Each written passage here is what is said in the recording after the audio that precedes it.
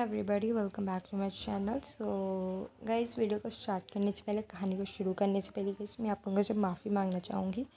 वो guys actually में मेरी थोड़ी तबीयत ठीक नहीं चल रही थी एंड गाइस हमारे प्रैक्टिकल पेपर्स भी आ गए थे, जिसकी वजह से मैं चैनल पर वीडियो नहीं डाल पा रही थी। तो गाइस उसके लिए बहुत सारा वाला सॉरी।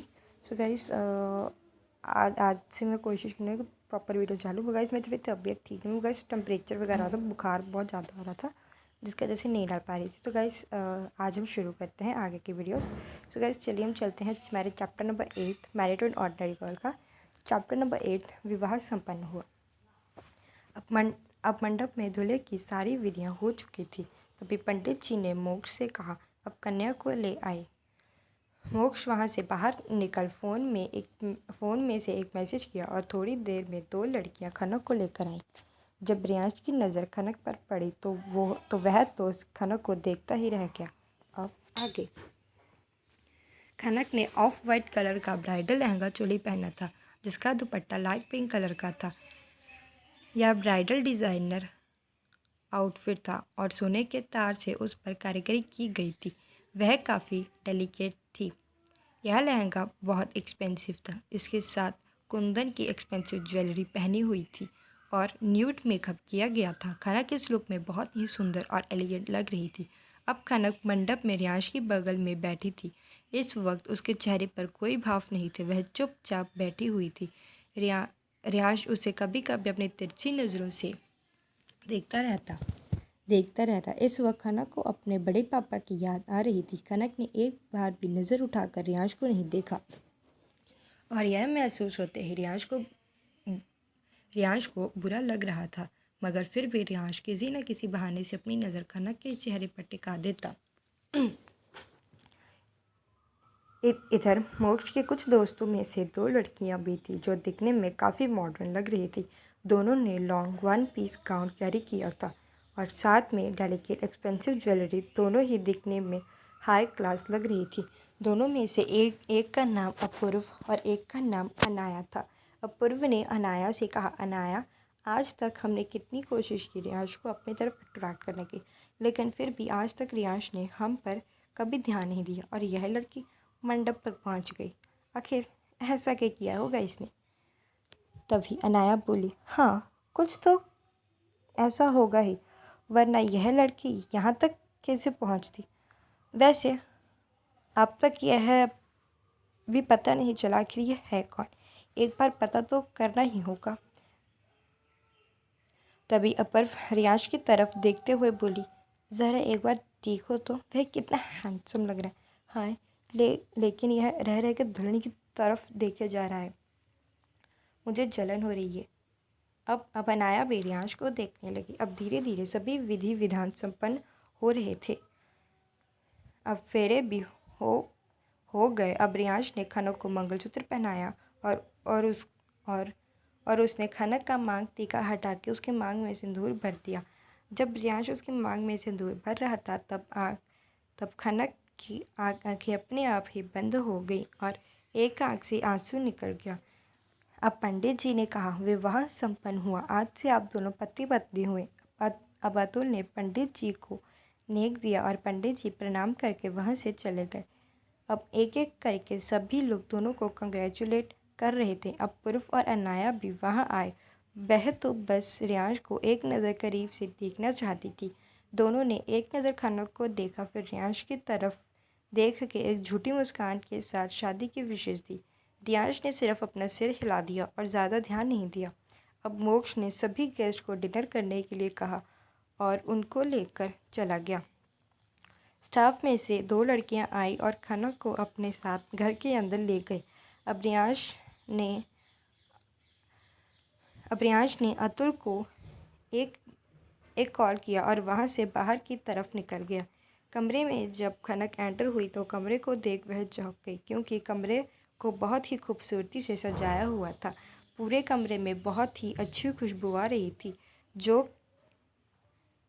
पूरे कमरे में बहुत ही अच्छी खुशबू आ रही थी, जो कि सैंडल कैंडल जल रही थी उसकी थी। कमरे को वाइट और रेड रोज़ के फूलों की पेटल से सजाया हुआ था। बेड पर वाइट चादर बिछी हुई थी और पिलोज का भी बहुत ही खूबसूरती से रखा हुआ था और बेड के बीच में एक हार्ट शेप रेड कलर के पेटल से बनाया था और उसके बॉर्डर वाइट कलर के पेटल से बनाए थे। पूरे कमरे में ज़मीन पर वाइट और रेड कलर के बैलून्स बिखरे हुए थे और साथ में रोज़ पेटल भी बिखरे हुए थे। कनक यह सब देखकर अनकंफर्टेबल फील करने लगी थी। उसे थोड़ा अजीब सा लग रहा था। तभी दोनों में से एक लड़की ने कहा, मैडम आप बैठिए, हम डिनर का अरेंजमेंट करते हैं। बोलते हुए वो वहाँ से चली गई। खनक चुपचाप कमरे में बेड के कॉर्नर पर बैठ गई। इधर दूसरी तरफ रियांश और रतु दोनों ही इस वक्त ब्लैक हेल में थे। वह विला पूरा ब्लैक था। वह एक हाईटेक विला था जिसमें सभी तरह की सुविधा उपलब्ध थी, मगर इसका बेसमेंट किसी जेल से कम नहीं था। यह एक बहुत ही डरावना कमरा था। वहाँ एक चेयर पर एक आदमी को बांध कर रखा गया था। आसपास बहुत सारे बॉडीगार्ड्स पहरा दे रहे थे और एक आदमी उस आदमी को टॉर्चर कर रहा था। उस आदमी के ऊपर के हिस्से पर कोई कपड़ा नहीं था। उसके बदन पर कट्स के निशान थे और उसमें नमक भरा हुआ था, जिसमें से उस आदमी को बहुत दर्द और जलन हो रहा था और वह चीख रहा था। तभी रियांश किसी राजा की तरह वहां एंटर हुआ। सभी बॉडीगार्ड्स ने अपना सिर झुका लिया और अपनी अपनी पोजीशन ले ली। वह आदमी जो दिखने में किसी जल्लाद की तरह लग रहा था, जिसका नाम शेरा था, वह भी अपने बॉस को देख अब अटेंशन वाली पोजीशन में खड़ा हो गया। अब रियांश उसे बंधे हुए आदमी के सामने जाकर चेयर पर बैठ गया और एक नुकीला चाकू लेकर उसकी थाई पर मार दिया। इस वक्त रियांश बहुत ही गुस्से में और डरावना लग रहा था। वह उस आदमी के मुंह से फिर से एक डरावनी चीख निकल गई और उसका पूरा शरीर कांपने लगा। रियांश बहुत ही डरावनी मगर अपनी कोल्ड वॉइस में बोला, शनि कटियाल, लगता है तू अपनी बर्बादी भूल गया। लगता है तुझे तेरी ज़िंदगी प्यारी नहीं। तभी अपनी मौत का इंतज़ाम कर लिया।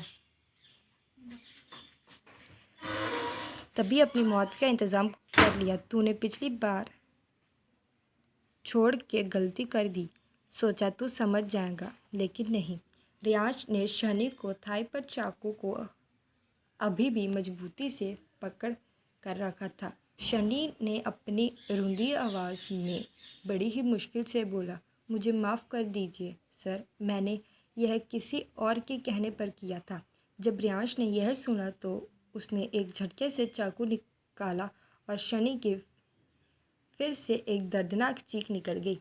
लेकिन तभी रियांश की एक दहाड़ती हुई आवाज़ आई, तेरी हिम्मत कैसी हुई मुझसे झूठ बोलने की? खुद को बचाने की कोशिश करना बंद करो, तुम बच नहीं सकती।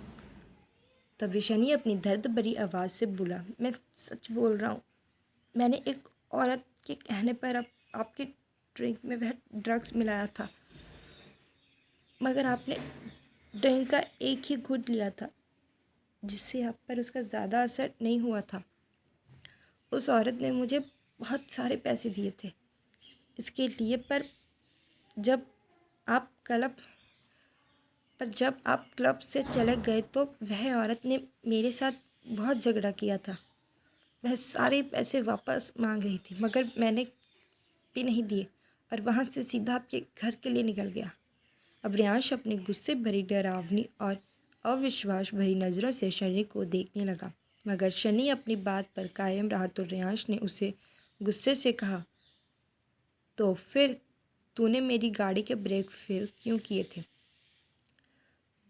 तू मुझे सीधे सीधे मार नहीं सकता था, तो तूने इस तरह की चाल चली।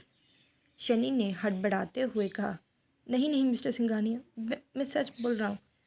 मैंने सिर्फ ड्रग्स दिए थे, मैंने और कुछ नहीं किया था। और वह ड्रग्स जानलेवा बिल्कुल नहीं थे। वह तो बस कुछ घंटे तक आपको बेहोश रखती। आपके शरीर का टेम्परेचर कुछ वक्त के लिए गर्म रहता, जैसे आपको फीवर हो, और फिर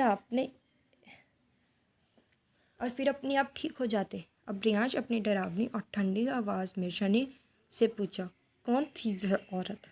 शनि कौन थी वह औरत? शनि ने अपनी दर्द भरी आवाज़ से कहा, मुझे नहीं पता, उसने अपना चेहरा कवर कर रखा था। अब रियांश की गरजती हुई आवाज़ आई, और तो पता करो वह औरत कौन थी, और यह भी पता करो कि मेरी गाड़ी के ब्रेक फेल किसने किए थे। और शेरा की तरफ देख बोला, शेरा, इसकी खातिरदारी अच्छी तरह करो जब तक यह उसके साथी का पता न बता दे। अब रियांश वहाँ से तेज कदमों से बाहर निकल गया और अतुल भी उसके पीछे पीछे निकल गया। रियांश उसके विला में एक आलीशान कमरे में आ गया। उसके पहने हुए कपड़े पर खून की छींटे लगे हुए थे। जब उसने वह देखा तो उसने वॉशरूम जाकर फ्रेश होकर कपड़े बदल कर हॉल में आ गया। हॉल में अतुल रियांश का इंतज़ार कर रहा था। रियांश के आते ही अतुल बोला, बॉस, क्या अब हम चलें? मैडम आपका इंतज़ार कर रही होगी। रियांश ने अपना सिर हाँ में हिलाकर अपने कदम विला के बाहर की तरफ बढ़ा दिए। अतुल भी पीछे पीछे निकल गया। इधर फार्म हाउस में खनक बेचैनी से बैठी हुई थी। तभी एक लेडी सर्वेंट आई। खनक ने उसे कहा, मुझे कपड़े चेंज करने हैं और क्या मुझे नाइट ड्रेस मिल सकता है? वह लेडी सर्वेंट ने खनक से कहा, मैडम, आपके कबर्ड में आपके सारे कपड़े अरेंज करवा दिए हैं।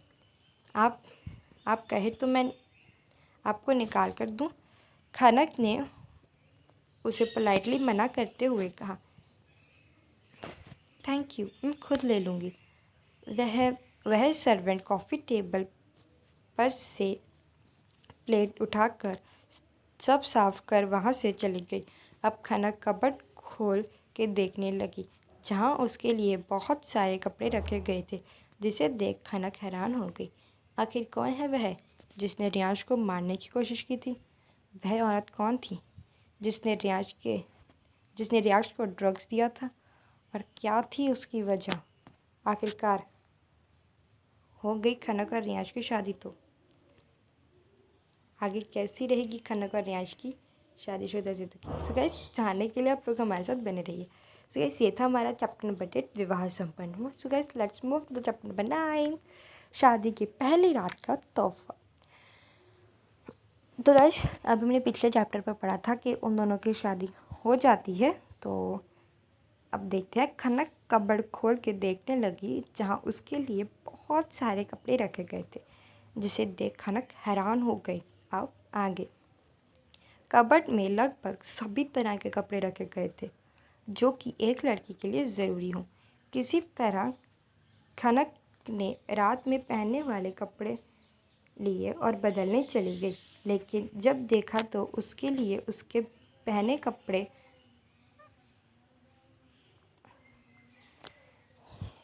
जब उसने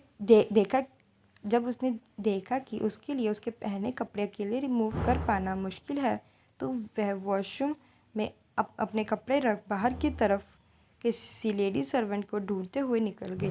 इधर रियांश भी अब तक वापस लौट चुका था। वह स्टडी रूम में मोक्ष के साथ बातें कर रहा था। मोक्ष बोलता है, तुमने थोड़ी जल्दबाजी कर दी। तुम्हें नहीं लगता कि खनक को थोड़ा समझ के लिए टाइम देना चाहिए था? रियांश अपने हाथ में लिए वाइन के गिलास को मोक्ष की तरफ बढ़ा देता है और फिर बोलता है, हाँ, लेकिन मेरे पास वक्त नहीं था। इधर खनक भी घूमते हुए स्टडी रूम की तरफ आ चुकी थी। दरअसल इस एरिया में किसी का भी आना मना था, इसलिए वहाँ कोई भी नहीं दिखता। खनक वापस जाने वाली थी कि तभी उसे स्टडी रूम का दरवाज़ा थोड़ा खुला हुआ दिखा। उसने धीरे से वहाँ झांक कर देखा तो रियांश और मोक्ष बातें कर रहे थे। रियांश अपनी वाइन का एक घूंट पीते हुए आगे बोलता है, दादाजी ने मुझे 6 महीने का टाइम दिया था, मगर मैंने 6 महीने में अपनी दादाजी ने मुझे 6 महीने का टाइम दिया था। अगर मैंने 6 महीने में अपनी पसंद की लड़की से शादी नहीं की थी तो वो मेरी शादी नित्या से करवा देंगे, और मैं नित्या से शादी हरगिज़ नहीं करना चाहता। 6 महीने लगभग पूरे होने को आए थे, और तुम जानते हो दादाजी की बात को टाल नहीं सकता। खनक जब यह सुनती है तो उसकी आंखें आंसू से भर जाती हैं। उसके दिल में बहुत दर्द होता है, उसका दिल जैसे टूटता महसूस होता है। वह जल्दी से किसी तरह वहाँ से निकल जाती है और भागते हुए वह कमरे की तरफ आती है। तभी वह किसी से टकरा जाती है। वह एक लड़की से टकराती है।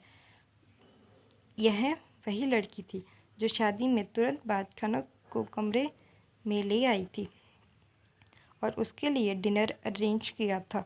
यह लड़की तुरंत खनक को संभालते हुए बोलती है, मैडम आप बाहर क्या कर रही हैं? आपको कुछ चाहिए? खनक किसी तरह अपने आप को संभालती है और अपने आंसू साफ करती है और बोलती है, वह मुझे कपड़े चेंज करने थे, हेल्प चाहिए थी। वह लड़की बोली, जी चलिए मैडम, मैं आपकी हेल्प कर देती हूँ। और वह खनक को लेकर फिर से कमरे में लेकर आ जाती है।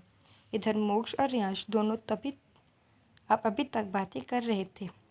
रियांश आगे बोलता है, मेरी किस्मत अच्छी थी कि खनक मुझे पहले मिल गई। मैंने सोचा भी था कि मेरी किस्मत अच्छी थी कि खनक मुझे पहले मिल गई। मैंने सोचा भी था कि मैं उसे पहले प्रपोज़ करूँगा, उससे थोड़ा वक्त दूंगा,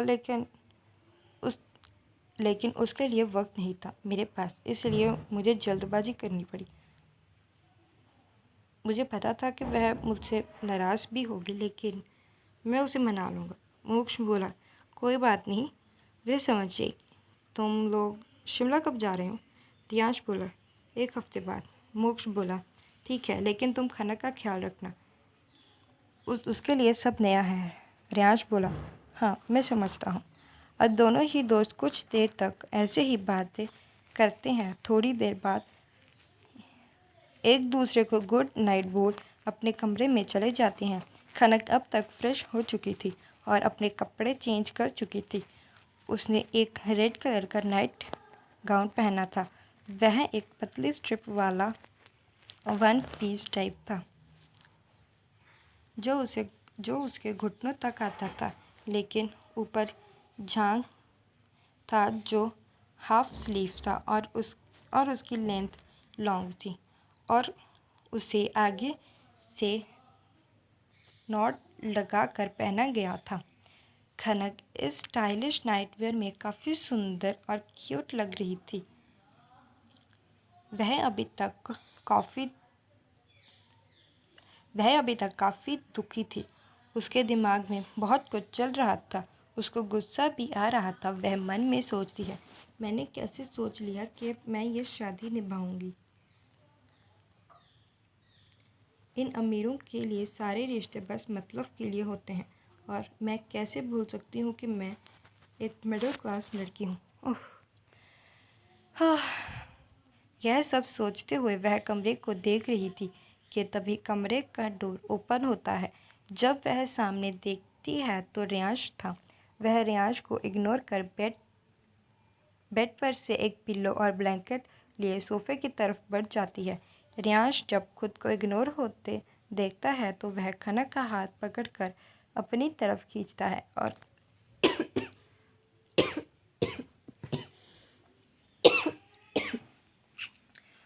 रियांश जब खुद को इग्नोर होते देखता है तो वह खनक को हाथ पकड़कर अपनी तरफ खींचता है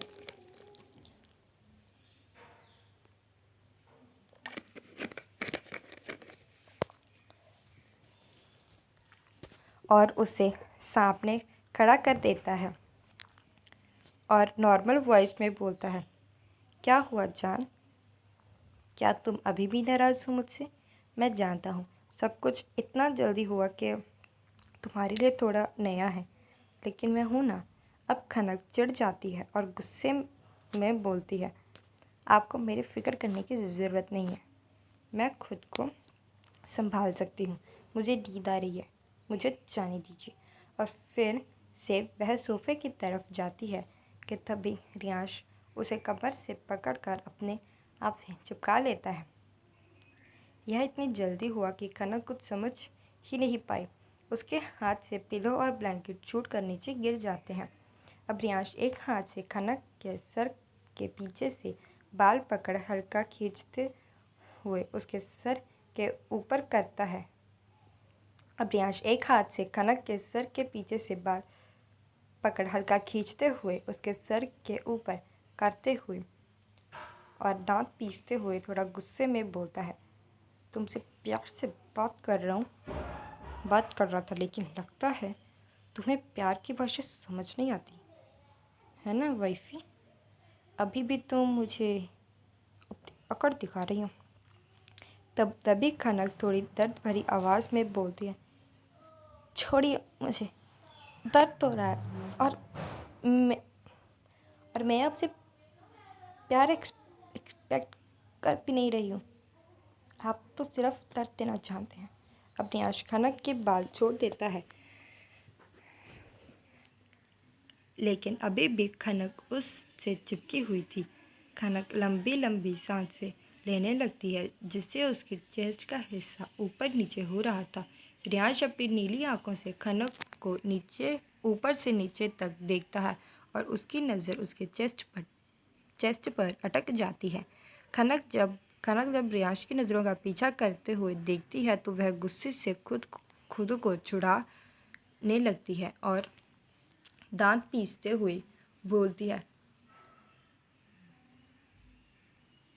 मुझे ब्लैकमेल करके शादी तो कर ली है, मगर मेरे साथ अपनी मनमानी करने के बारे में सोचना भी मत। मैं ऐसी हरगिज़ नहीं होने दूंगी। रियांश खनक को एक ही झटके में बिस्तर पर पटक देता है। खनक बिस्तर पर पीठ के बल गिर जाती है। मैट्रेस काफ़ी सॉफ्ट होने की वजह से खनक को कोई चोट नहीं लगती। वह बिस्तर पर कुछ इंच उछल जाती है। रियांश जैसे ही अपने कदम बेड की तरफ बढ़ाने लगता है तो खनक अपनी तेज़ी दिखाते हुए एक साइड से बेड से उतर जाती है और पीछे की तरफ जाने लगती है। रियांश को इस वक्त बहुत गुस्सा आ रहा था। वह थोड़ा गुस्से में बोलता है, जान, सीधे तरीके से मेरे पास आ जाओ, मुझे गुस्सा मत दिलाओ। मैं तुम्हें सब कुछ समझा दूँगा। मैंने तुमसे पहले भी बोला था कि मैं तुमसे प्यार करता हूँ और यह झूठ नहीं है। खनक अपनी रुआंसी आवाज़ में बोली, नहीं, आप झूठ बोल रहे हैं। मैं बेवकूफ़ नहीं हूँ। माना आपके जितना दिमाग नहीं है मुझ में, लेकिन इतना तो जानती हूँ कि मेरी जैसी मामूली सी लड़की के साथ आप बेवजह तो शादी नहीं कर सकते। मुझे सब पता चल गया। रियांश एक लंबी सांस लेते हुए थोड़ा नॉर्मल होता है और थोड़ी सॉफ्ट वॉइस में बोलता है, जान, तुमने कोई गलतफहमी हुई है। तुम आधी अधूरी बातें सुन के उल्टा सीधा सोचना बंद करो। तुम जैसा सोच रही हो वैसा कुछ भी नहीं है। यह कहते हुए रियांश ने झटके से खनक को अपनी तरफ खींच लिया। खनक रियांश की बाहों में जाकर गिरी। रियांश ने उसके शगे की नोट को खोला और निकाल कर ज़मीन पर फेंक दिया और खनक को अपनी बाहों में लेकर सीधे बेड पर लेट गया। उसके इतने फास्ट मूव से खनक कुछ भी समझ नहीं पाई और वह किसी गुड़िया की तरह रियांश की बाहों में समा गई। रियांश ने अपनी धीमी और सॉफ्ट वॉइस में कहा, जान, आज हमारी सुहागरात है और मैं तुम्हारे लिए कुछ लाया हूँ। कहते हुए वह अपने पॉकेट में से एक छोटा सा बॉक्स निकालता है। वह बॉक्स एक रिंग का था। वह बॉक्स में एक डायमंड रिंग निकालता है। यह डायमंड रिंग बहुत ही एक्सपेंसिव रिंग थी, जिसकी कीमत लगाना मुश्किल है। खनक जब वह रिंग देखती है तो वह हैरान रह जाती है। उसे यकीन नहीं होता कि आखिर इतनी कीमती रिंग रियांश उसे क्यों दे रहा है। वह अपनी लंबी घनी पलकें उठा के रियांश को देखती है। उसकी पलकें बार बार झपक रही थी। रियांश प्यार से उसका लेफ्ट हैंड पकड़ता है और उसके रिंग फिंगर में रिंग पहना देता है और प्यार से उसके हाथों पर किस करता है। क्या खनक वह रिंग एक्सेप्ट करेगी? आखिर कौन है नित्य? क्या रियांश के दादाजी एक्सेप्ट करेंगे खनक को? सो गाइस, आगे जानने के लिए आप लोग हमारे साथ बने रहिए। तो गाइस, ये थे हमारे 8th और 9th chapter. Guys 10th and 11th chapter भी गाइस आपके लिए आज ही डाल दूँगी, बट गाइस शाम को आएंगे। तो गाइस तब तक के लिए थोड़ा सा वेट, एंड गाइस अब से मैं कोशिश करूँगी कि आपके लिए मैं रेगुलर वीडियो डाल पाऊँ। बाय।